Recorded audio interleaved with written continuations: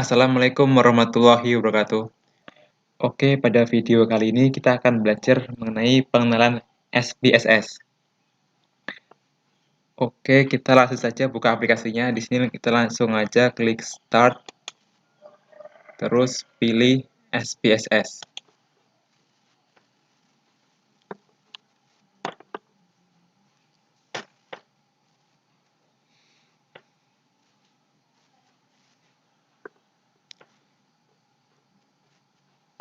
Oke, ini setelah kita buka maka akan muncul kotak dialog. Apabila Anda sudah pernah membuat file dan ingin melanjutkannya, maka bisa diklik di Open Existing, terus OK. Dan apabila kita ingin membuat data baru, maka kita diklik silang aja. Di sini saya menggunakan SPSS versi 20. Bagi teman-teman yang menggunakan versi SPSS yang berbeda, itu tidak masalah. Karena pada dasarnya semua versi SPSS mempunyai prinsip penggunaan yang sama.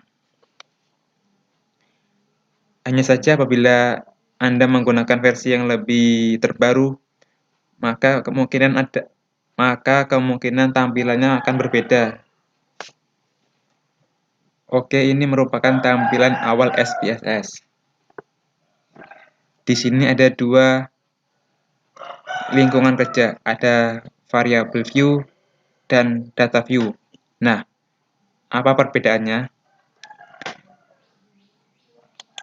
Kalau data view ini digunakan untuk menginputkan data atau untuk menuliskan data.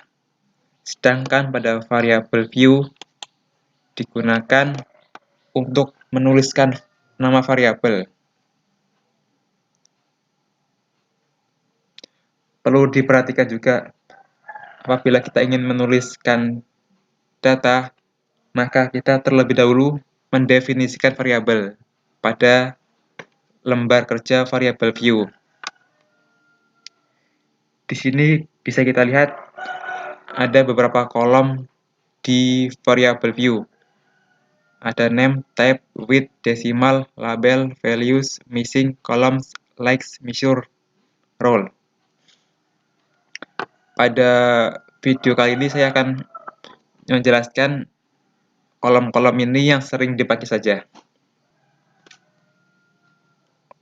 Kita langsung ke kolom name. Pada penulisan nama variabel, ada beberapa ketentuan yang harus dilakukan. Ketentuannya yaitu untuk menuliskan nama variabel itu harus diawali dengan huruf. Apabila diawali dengan angka, maka akan error. Kita coba ya. Misalnya awalnya kita menggunakan angka.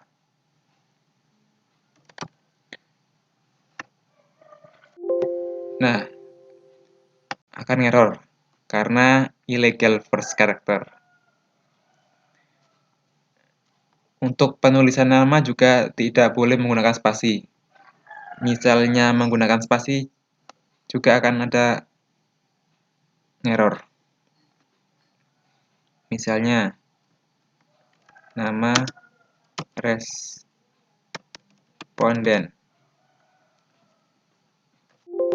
Nah,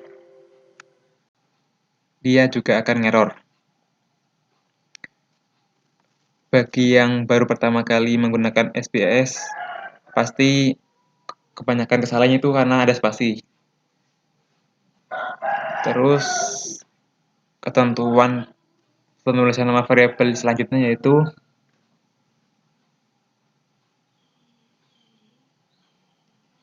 untuk nama variabelnya tidak boleh sama. Misalnya di sini sudah dituliskan nama, terus di sini ditulis nama lagi. Maka SPSS akan muncul peringatan. Nah, peringatannya itu karena ini namanya sama. Jadi untuk penulisan nama variabel tidak boleh sama. Terus apabila kita menuliskan OR, di di sini nggak akan error karena nama tersebut reserved word. Apa itu reserved word? Yaitu istilah yang sudah ada pada SPSS. Nah, istilah yang lainnya seperti all and by not. Nah, oke. Terus misalnya kita membuat variabel lain jenis kelamin.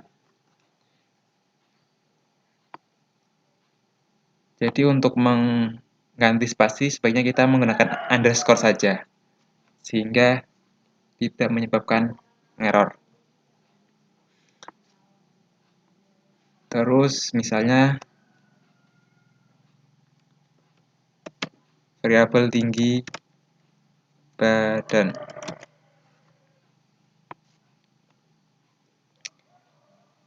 Untuk nama kita ini type. Type ini digunakan untuk menentukan jenis variabel. Untuk nama kita ganti aja dengan string. Mengapa menggunakan string? Karena nama ini menggunakan huruf semua. Jadi apabila menggunakan angka kita menggunakan numerik. Tinggi badan misalnya 70, nah itu kan numerik berupa angka. Terus kita ini label. Label ini digunakan untuk memberikan penjelasan pada kolom name. Nama. Di sini nama responden. Di sini ditulis jenis kelamin. Terus di sini tinggi badan. Untuk value ini pada bagian kolom value ini digunakan untuk menentukan nama variabel. Misalnya nih, ini kita akan mendefinisikan jenis kelamin. Jenis kelamin sini kita misalnya 1 itu untuk laki-laki. Kita tambahkan. Terus untuk 2 itu untuk perempuan. Kita add, terus klik OK. Nah, jadi kita sudah membedakan laki-laki itu dengan angka 1 dan perempuan dengan angka 2.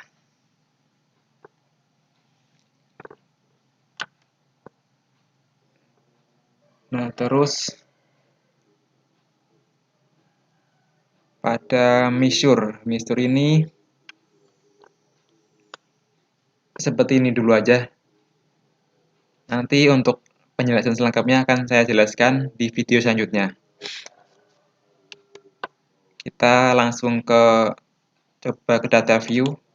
Nah, di sini sudah muncul di kolom. Ada 3. Di sini ada 3 jenis variabel.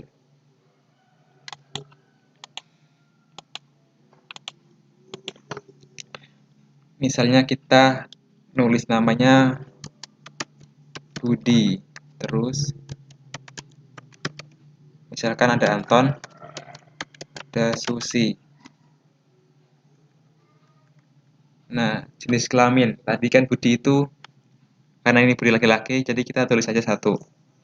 Terus Anton itu juga 1, karena Susi perempuan, jadi K2.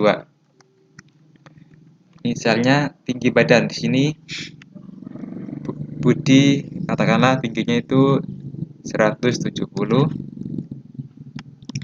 Anton itu 165. Susi itu misalkan 150. Nah, di sini kenapa otomatis muncul 2 0 di belakang koma? Karena pada desimal ini ada angka 2. Jadi agar ininya tidak ada angka nolnya di belakang koma, kita pada variabel view dinolkan saja. Dinolkan, ini juga dinolkan. Nah, terus maka ini akan hilang.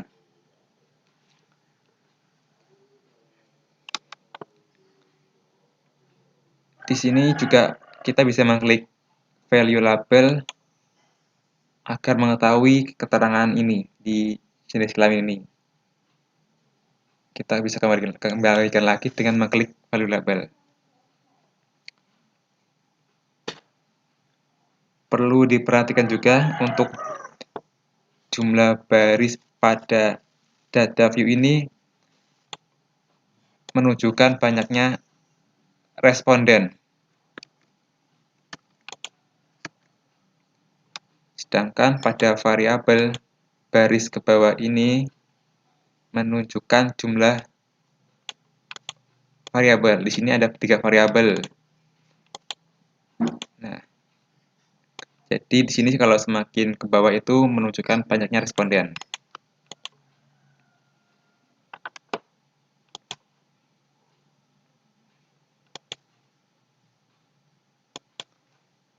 Oke, sementara ini dulu untuk pendahuluan SPSS.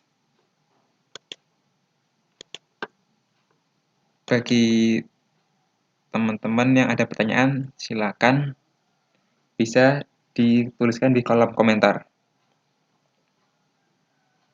Terima kasih sudah menonton video saya. Sekian, wassalamualaikum warahmatullahi wabarakatuh.